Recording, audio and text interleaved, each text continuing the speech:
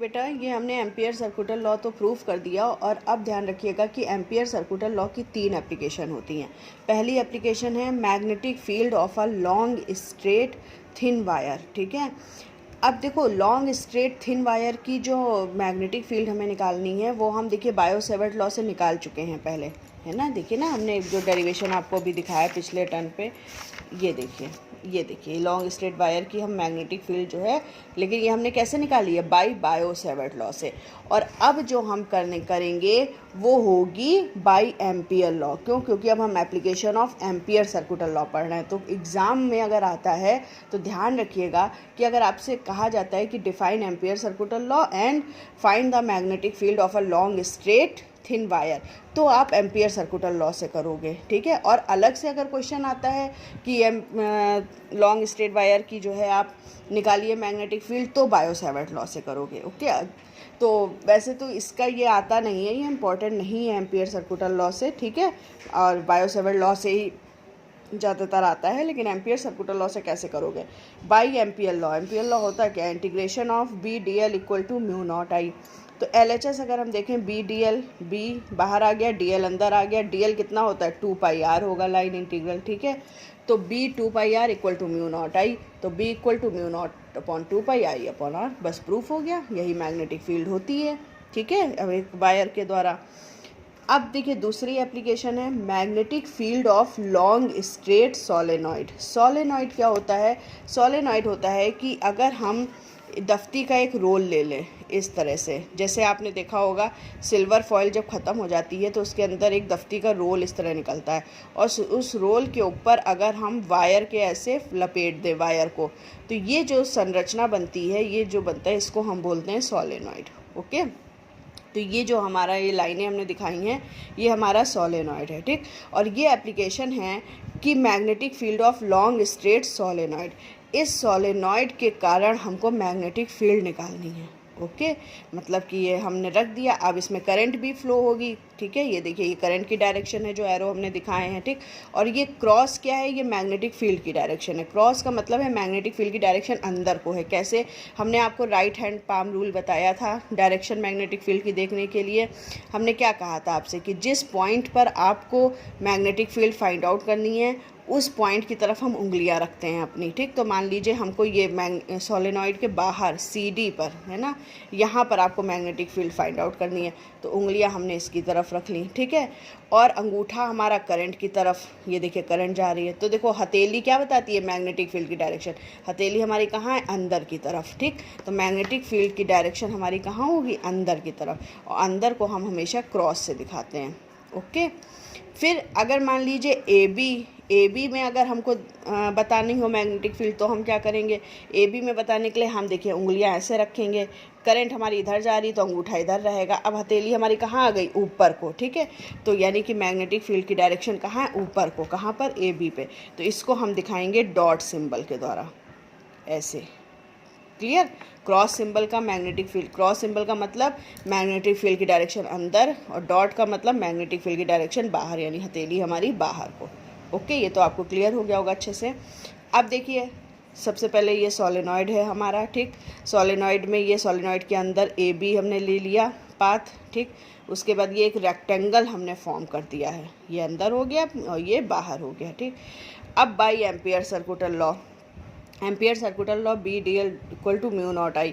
शुरुआत हम ampere circular law से ही करेंगे क्योंकि ये एम्पियर सर्कुलर लॉ की एप्लीकेशंस हैं। Okay, B D L equal to mu naught I, इसको हमने इक्वेशन 1 ले लिया। अब बी डी एल देखो कहाँ कहाँ पर है, ए से बी लाइन इंटीग्रल है, बी से सी लाइन इंटीग्रल है, सी से डी है, डी से ए है। तो देखिए ए से B B dot D L, B से C B dot D L, C से D B dot D L, और ए से डी से A B dot D L. ठीक है, चारों में हमने लगा दिया। अब देखिए, अब इन्होंने कहा है कि B dot D L B से सी और ए से बी क्या हो जाता है, 0। क्यों? क्योंकि 90 का एंगल बना रहा है डी एल के साथ। ठीक, कैसे देखो, बी से सी और ए से, सॉरी क्या है, बी से सी और ए से बी, बी से सी और ए से डी होगा बेटा, बी से सी और ए से डी। ठीक, ये दोनों क्या हो जाएंगे, 0।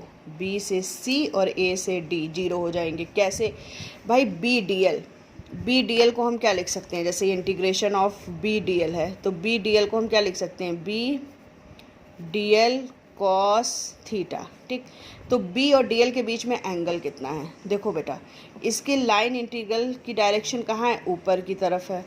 ठीक है, लाइन की डायरेक्शन ऊपर की तरफ है और मैग्नेटिक फील्ड की डायरेक्शन अंदर की तरफ है, ये अंदर जा रहा है। तो इन दोनों के बीच में 90 का एंगल बनेगा कि नहीं बनेगा भाई। हथेली मान लीजिए ये हमारी मैग्नेटिक फील्ड अंदर की तरफ है। ओके, मैग्नेटिक फील्ड अंदर की तरफ है और ये उंगलियां हमारी उस पॉइंट की डायरेक्शन बता रही हैं। तो ये ऐसे है और मैग्नेटिक फील्ड ऐसे है, तो दोनों के बीच में एंगल कितना हो गया, 90।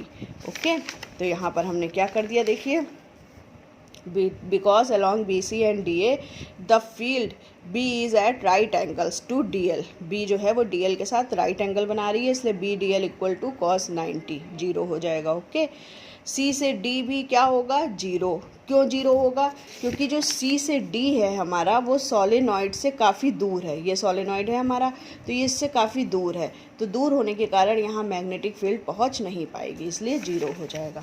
तो देखिए लिखा हुआ है B D L equal to 0 because B is outside the solenoid far away from it. अब देखिए 3 चीज़ें 0 हो गई, कौन कौन सी, बी से सी 0 हो गया, सी से डी 0 हो गया, ठीक है, और डी से ए भी 0 हो गया। बचा क्या हमारे पास, ए से बी, केवल सोलेनॉइड के अंदर। तो मैग्नेटिक फील्ड हमारी कहाँ होगी, केवल सोलेनॉइड के अंदर, उसके बाहर नहीं होगी। ओके, तो क्या बचा, बी डी एल, ठीक है, ए से B, B into D L, A से B, B into D L बचा केवल।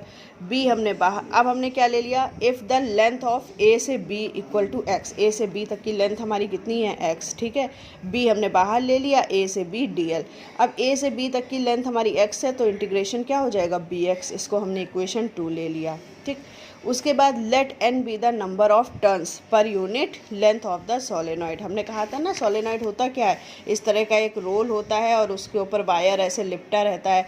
तो पर यूनिट लेंथ पे हमने माना कि एन टर्न्स हैं। ठीक है, और लेंथ हमारी ये है, मान लो पर यूनिट लेंथ पे कितने हैं, एन टर्न्स हैं, तो एक्स लेंथ पे कितने हो जाएंगे, एन एक्स टर्न्स हो जाएंगे। वही हमने किया है, पर यूनिट लेंथ पे नंबर ऑफ टर्न्स n है, तो then number of turns in length x कितने हो जाएंगे, nx हो जाएंगे।